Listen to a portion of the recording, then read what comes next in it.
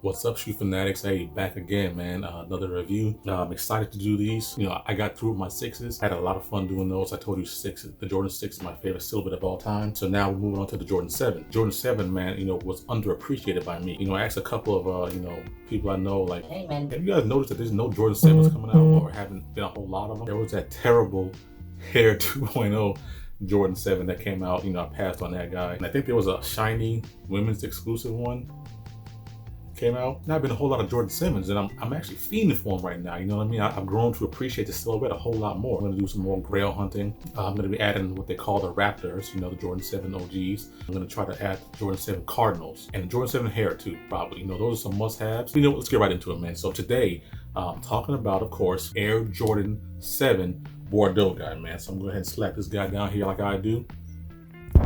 Check that out. That's the Air Jordan 7 Bordeaux again.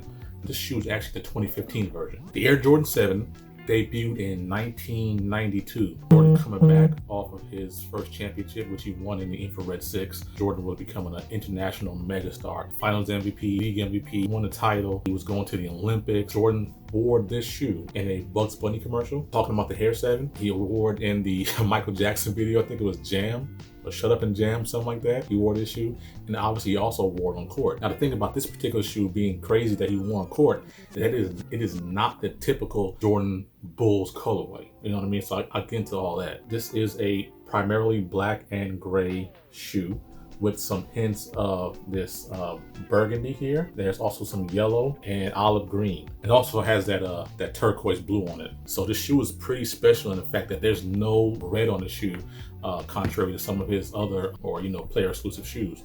And this is pretty fantastic for that. In addition to that, this particular model was the first time that there is no exterior Nike branding on the shoe. I'm not gonna go through it with pictures, but Jordan 1 obviously has a swoosh. Jordan 3 has Nike Air. Jordan 4 Nike Air. Jordan 5 Nike Air. Jordan 6 Nike Air. Nike Air on a butt on all of them. He does have his number 23 in this triangular shield on the back there, which I think is pretty cool, man. So again, this is an OG colorway worn by Jordan himself with this maroon, turquoise, olive green, and maize yellow here. This shoe is a re-release of a re-release, like most of them are. The Jordan 7 Bordeaux came out in 2011. There are some differences between that 2011 version and its 2015 version I have in my hand. Fortunately, I don't have the 2011 version to kind of do a compare and contrast. I'll sum it all up here. So this Jordan 7 with the 2011 had a much lighter midsole here. It was much lighter. That's one way to tell the differences. Also, the suede here, 2011 version had a much nicer suede-ish material to it, where if you rub it, you can actually get some of that motion that I'd like to talk about. This one does not do that. This is more like a Durabuck / Nubuck. What I also like about this particular shoe that is done much closer to the OGs. Now, what I mean by that is, since I started collecting back in mid or early 2019, I've been fortunate that all the OG colorways I picked up have been a lot closer to the original versions. That's what this one is too, including the original shape. the shape of this is different than the 2011 version, but this one is much closer to the original OG. Same with this front toe cap here. It's just, it's a dope shoe and it's close to the OG. This shoe, as far as versatility, you can wear it with kind of most things because it's like a black shoe, but these little hints on it gives it that pop of color that can, make an outfit. So as I mentioned on the back here, there is just a triangle shield that does have his number 23 on it. The Jordan 7, whenever they cut the tongues, as you can see between the left and the right shoe, the tongues do have different color splashes or different color blocking on them. However the manufacturing process goes, whenever the shoe tongues are cut, patterns are all random. So I always say no two Jordan 7s, so far as I can tell, are ever going to be quite the same. All have random patterning on the tongue. So this particular, on my right shoe, I have a lot of that yellow. Or on this one, I only have a little bit, where I have a lot of this turquoise. And on this shoe, I have very little. So I think that's a pretty dope touch, how there's just these little differences in the minutia between the two shoes. Oh, yeah, so another thing about these that's closer to the original is that hopefully the camera will pick this up. On the interior, you do have this maroon colored insole with the Nike Air on the bottom, which is again, a nice little touch and throwback to the original version. In 2011 version, that's just like a black insole and there's a Jumpman on the interior, and that is what's colored that Bordeaux or maroon color. So don't quote me on this. I think either wine is very popular or made there. I'm not a wine connoisseur, so you gotta excuse me. So this colorway, obviously having this, this nice maroon burgundy wine color, is most likely where the name Bordeaux came from. I could be mistaken.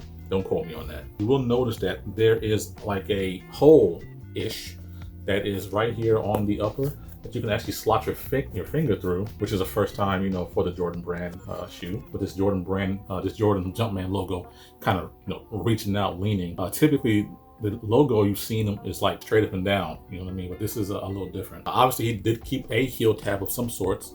This is a nice little nylon, heel tab, nothing special about that. This is also the first time that the insole or the interior of the shoe is more like a sock liner. Now you can see where there's a separation between the upper and the liner.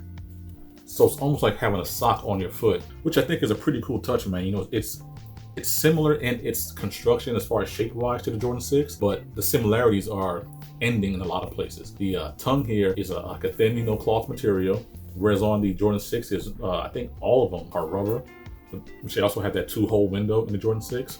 But this one just has a solid, cloth, nylon, whatever material this is. Neoprene, maybe neoprene tongue. So it feels really good on feet. And this particular pair is a size 10.5.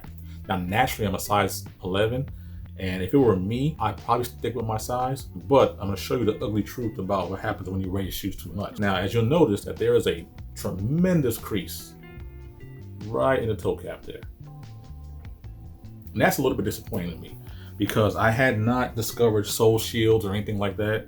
And I really want to keep this pair in pristine condition. I would recommend, still going true to size, but if you find that there's a trick to preserving the toe cap and making sure that there's no horrible creases like this, by all means go for it.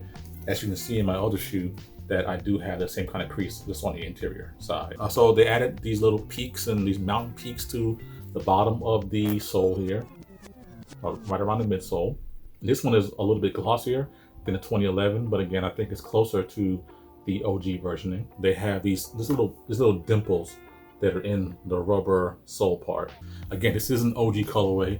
I would absolutely insist that if you're gonna have a collection, this should make your collection. I do believe that this thing is a must cop. I would suggest that you guys take a look at this shoe in good earnest. Now, the 2011 version is a fantastic shoe to get to, if that's the only one you can get your hands on. But that's just because of subtle differences. In that particular shoe, that one has a chrome aglet or lace tip, on the end of that one.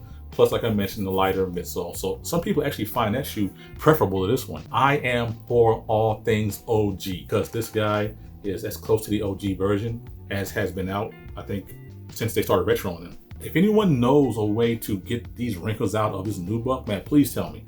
Because I know sometimes people put like damp towels, iron them out. I think that only works on leather though. So it'd be a fantastic thing if you guys can help me out. So I really want to preserve this shoe, but I'm not in the habit of buying things, over and over and over again. OG colorway. Listen, I'm not talking about good enough about this thing. Get it. Go pick it up. You want this one.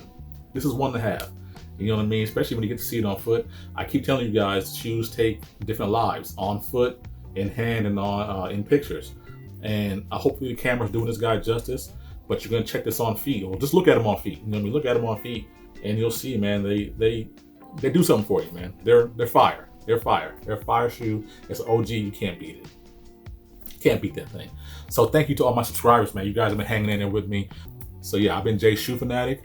I didn't give you my out of 10. Man, I'm gonna give this guy a 9 out of 10, which is really high praise for a 7. Again, like I said, they're growing on me. This has been as close to the OG cut as they're gonna get, and hey, it's a pretty versatile shoe.